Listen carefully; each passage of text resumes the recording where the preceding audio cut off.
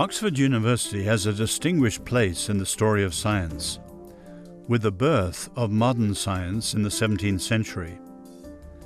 But today, many people think that God and science clash inevitably, and the issue is often controversial. Is this universe a closed system, or isn't it? The real conflict is not science. Firstly, it's a misconception of God. Seeing is only one part of evidence. Can science understand love? Not every statement by a scientist is a statement of science. Is it really true that science has abolished God?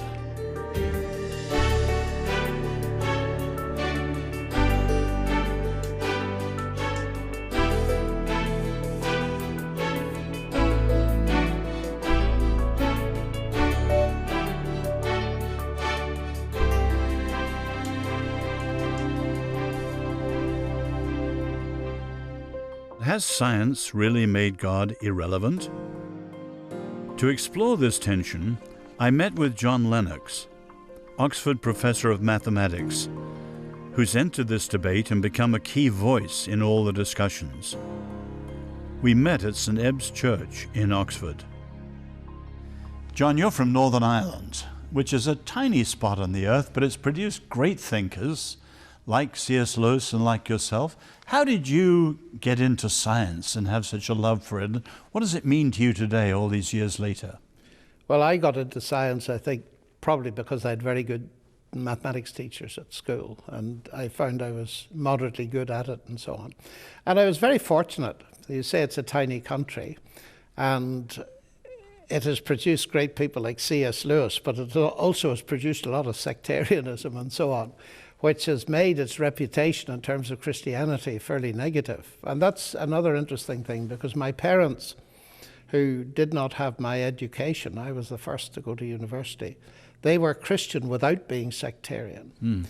And that was the first amazing thing. I didn't realize how unusual that was until much later. And secondly, they allowed me to think. So when I arrived in Cambridge in 1962, I wasn't saddled with all the sectarian baggage that many of my contemporaries had. And C.S. Lewis, as you mentioned, was still at Cambridge. And I was able to go and listen to the very last lectures he ever gave. But before I got to Lewis's lectures, something happened in my college that really sent a compass bearing for all of this. It was very early on. And a student at dinner said to me, "Do you believe in God, John?" And then he said, "Oh, sorry, I should never have asked an Irishman that question. All you Irish believe in God and you fight about it." Well, I'd heard it before, but the point was, I thought, now I've got a real chance at Cambridge to meet people who don't share my worldview, who'd never been to church, who don't have Christian parents and so on.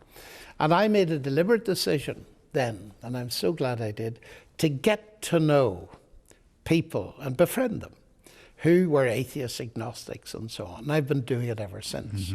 And that became a guiding idea, I think, because I felt I want to be certain, but also I want, with God's help, to help other people to come to certainty. And I'll never be able to do that unless I really understand what the other views are, particularly the atheist agnostic view, and so it's on. people, and so forth. not arguments. That's right. And what I discovered was, the more I exposed myself to people in friendly, you're absolutely right, discussion, the more I became, in that sense, vulnerable and open to questioning, the more my faith in God grew. And having done this, you see, that took me to Eastern Europe.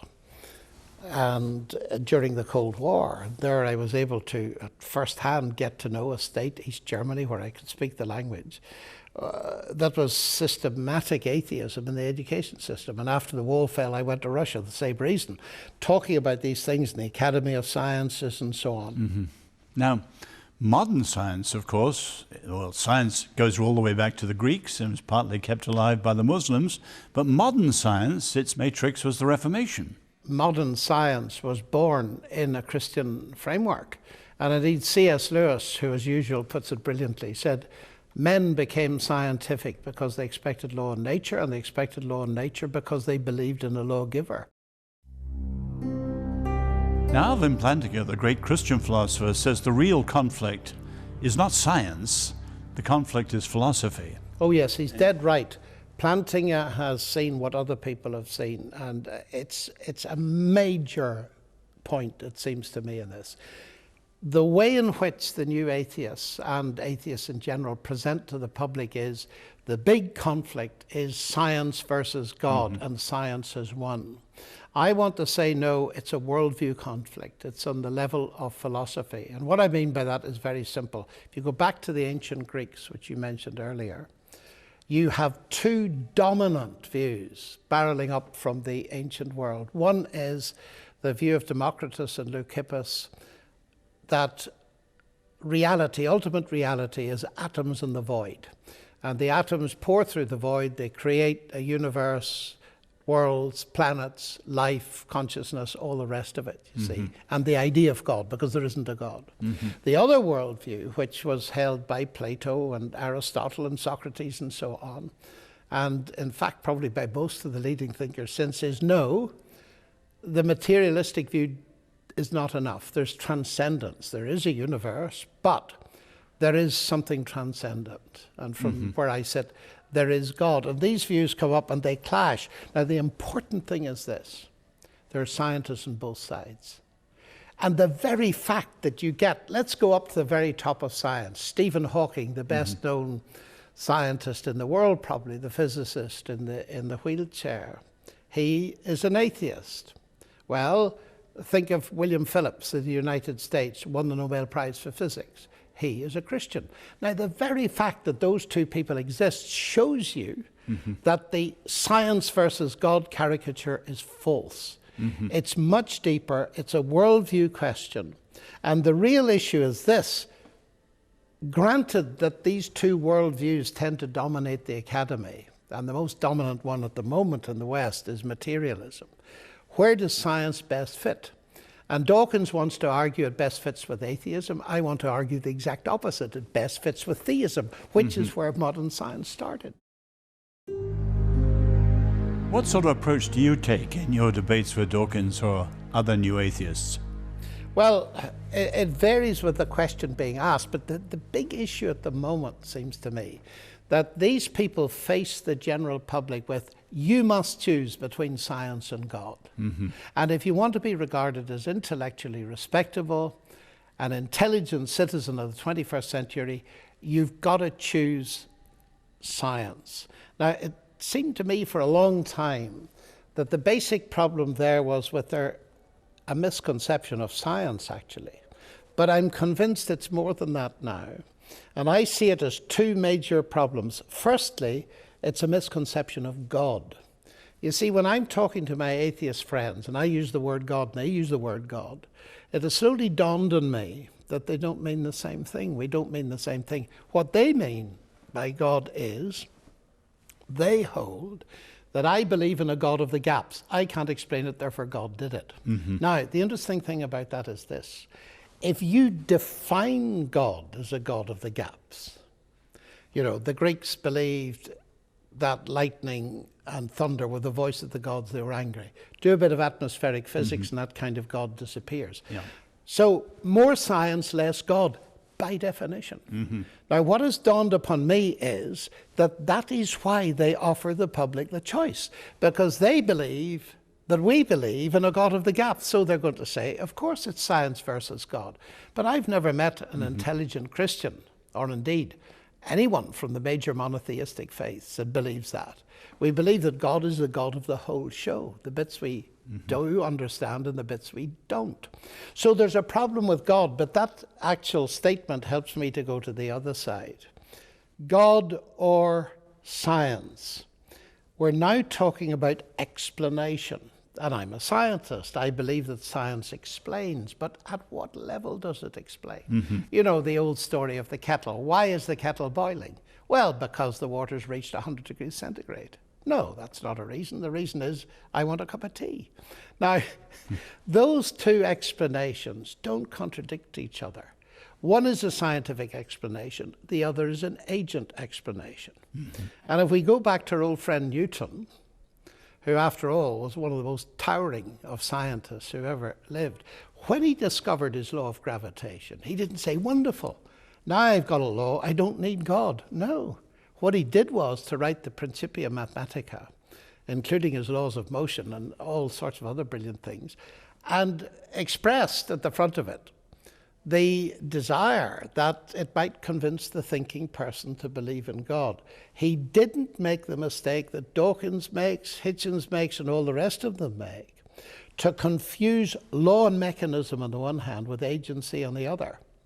And just because we've discovered a mechanism or a law is not an argument against the existence of an agent who designed that mechanism and who upholds those laws. And the point is, the more Newton understood of the laws of nature, the more he admired the genius of God. And that's true. Painting. The more I know about painting, the more I understand the genius of a Rembrandt or a Picasso, not the less. It doesn't just happen. You go out day after day, week after week, month after month.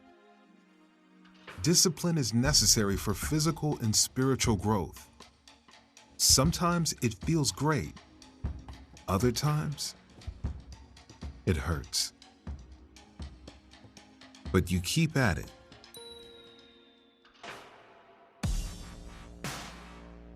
It takes time. And you make it a priority. It might not be easy, but it's worth it.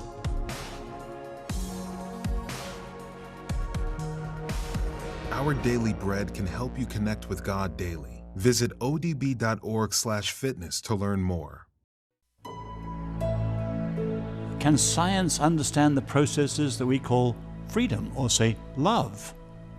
Well, is it purely chemical, or is it, and then of course, faith in God itself? In other words, science deals with processes, but can it provide the explanation for all of life, as they say? This is a most important area.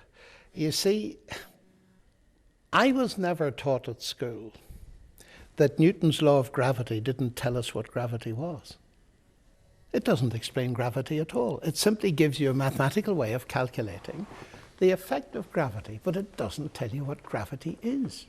And Wittgenstein, the great philosopher, said the great delusion of modernism is that the laws of nature are explanations for the phenomena of nature. They don't. So that immediately tells you that science is limited. That's step one. But step two is the point that you've made.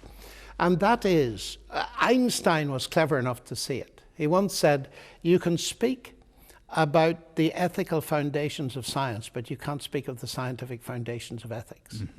And what we're dealing with, and this relates to what I was saying earlier, the real essence of scientific fundamentalism today is that, and Hitchens made no bones about it, Peter Atkins, the professor of physical chemistry here in Oxford, says, science is the only way to truth.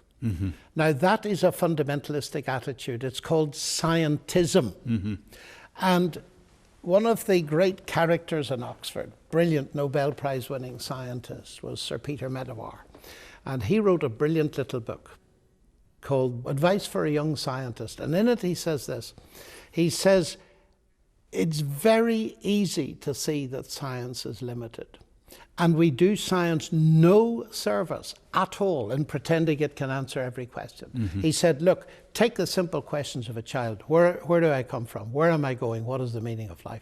It can't face those questions. And I mean, if you step back, this University of Oxford would have to shut half its faculties if science is the only way to truth. And you're absolutely right. It cannot deal with ethics. It cannot deal with these fundamental things. Yet, from the point of view of a materialist, it's got to be able to. great scientists like John Polkinghorne talk about the Christian faith as a warranted belief. John Polkinghorne actually taught me at Cambridge, and his books have helped me a lot. And it's absolutely right. You see, one of the clever things in the new atheist strategy is to redefine faith. Most of us understand what faith is, especially after the financial crisis. We thought we could have faith in certain financial institutions. They collapsed, the markets froze, and they didn't begin to rise again until faith was recovered on the basis of some evidence. So there's nobody in the Western world that does not understand what evidence-based faith is. We all know who we trust and why we trust them. But what the new atheists have done is to say faith is a religious word, firstly, and secondly, it means believing where there's no evidence. Now, there's no evidence whatsoever that that is a reasonable definition of faith. Look up the Oxford English Dictionary and you read words like the one you use, like warrant, like trust, and so on and so forth. Now, what they've done is clever, and it's led to massive confusion, because they think that a Christian is a person by definition who believes without evidence. Now, it's very important to go straight to the New Testament to clear that up, because let's see what Christianity itself claims. After all, that's a reasonable attitude.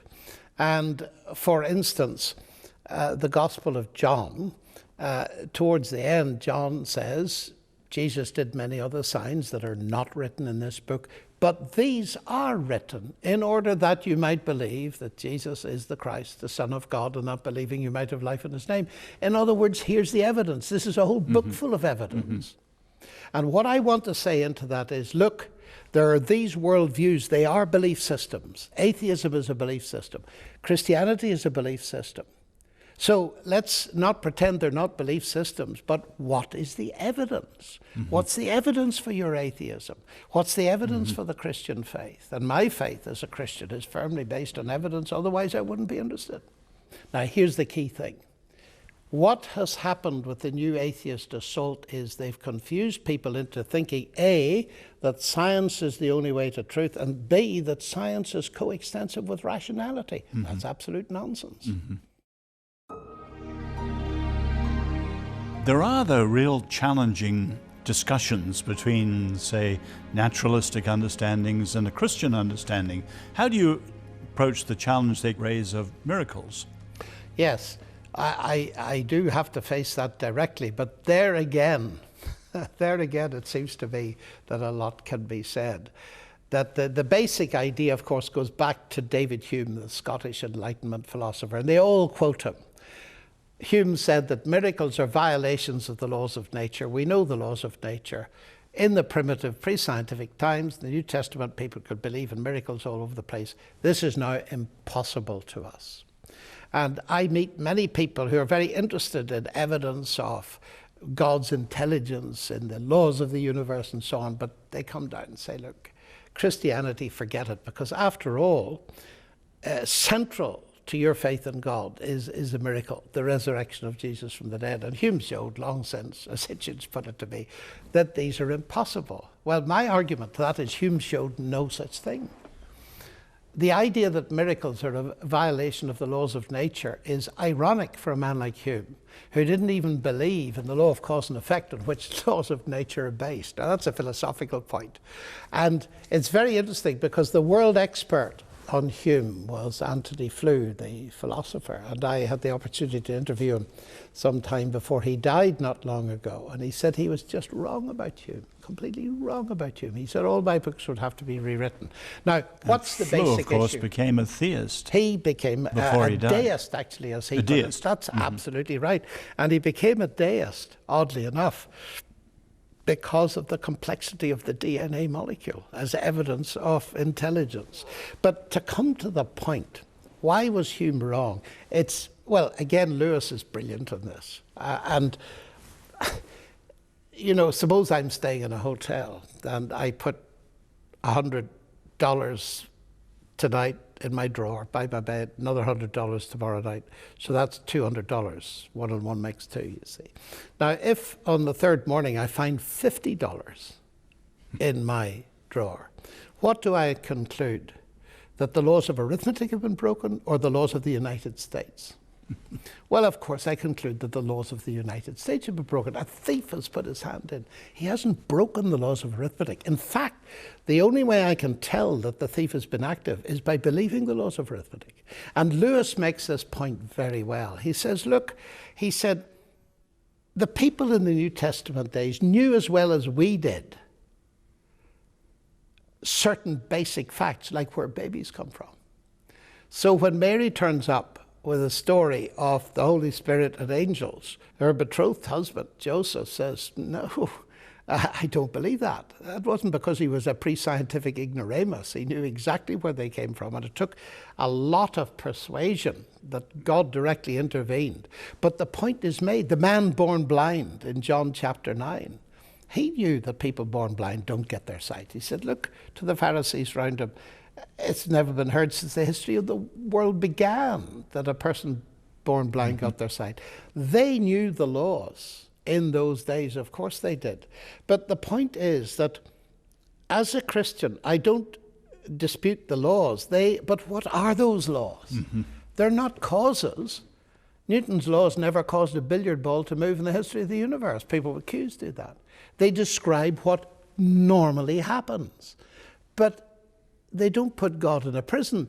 God who created the universe that operates normally according to those laws is perfectly free to feed a new event in. It doesn't break any laws. The laws take over. It's a new event. Let me put that another way finally. If Christians were saying that Jesus rose from the dead by some natural process, then it would break the laws of nature. But they're not. They're claiming that God injected his power from outside. And the nub of the thing is this universe a closed system or isn't it? And I don't believe it's a closed system. It's an open system. It operates on the basis of cause and effect, but it has a creator who created and sustains it, who can feed events in. So I think that Hume was wrong and Lewis was right. So that the miracles of the type that are mentioned in the New Testament, it's important to say that because I don't accept all claims for miracles. We've got to test them on the basis of the evidence. They're not violations of the laws of nature. They're the lawgiver doing something that we could only recognize provided we knew the norm. If we didn't have the regularities, if you didn't know that dead bodies normally remain dead, you wouldn't be surprised at a resurrection.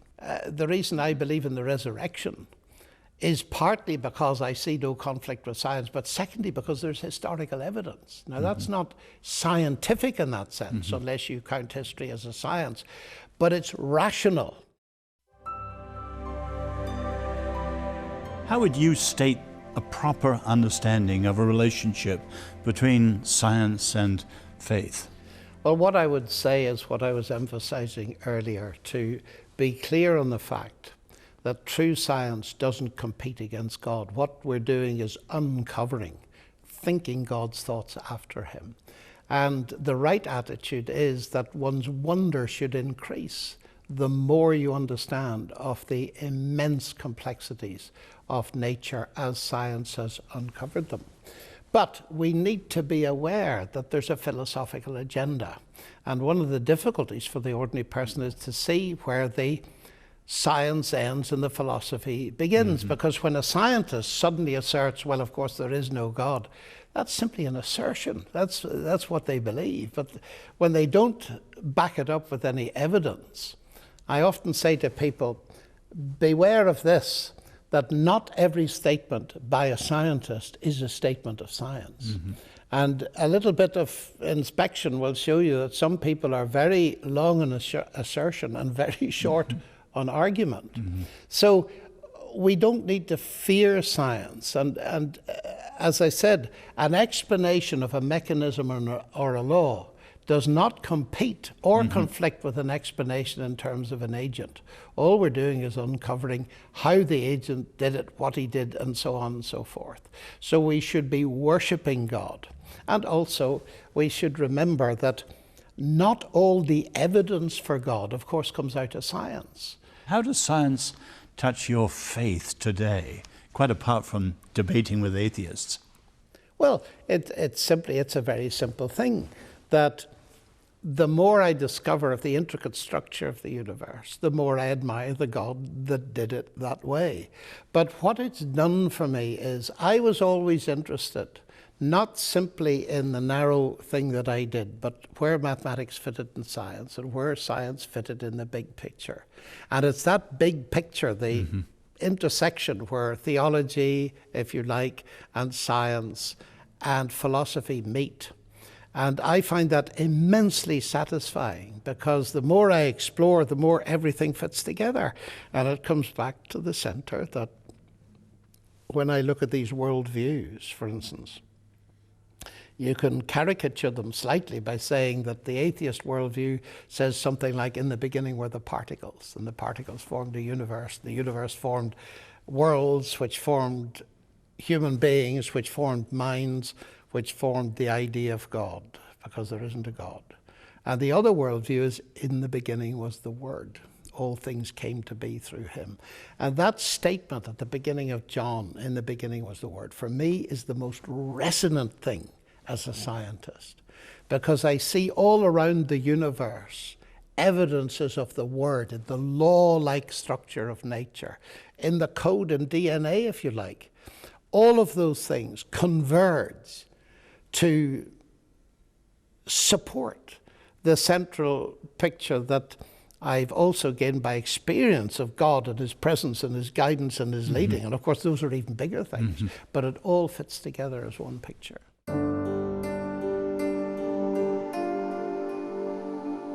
Our time in Oxford has shown that the debate between science and God, or the two views of science, will continue. The issue is vital, and we hope people make an informed choice, because the alternatives lead to a radically different view of the world and radically different destinies.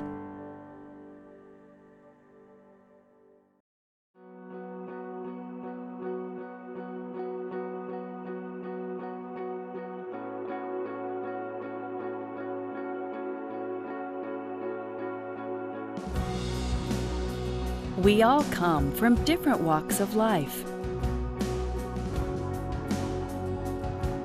We all face different concerns.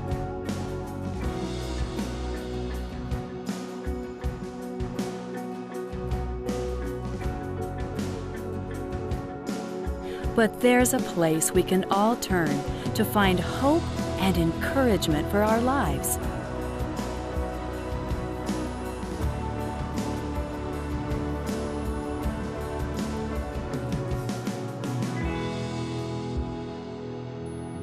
Take the time to know God with Our Daily Bread.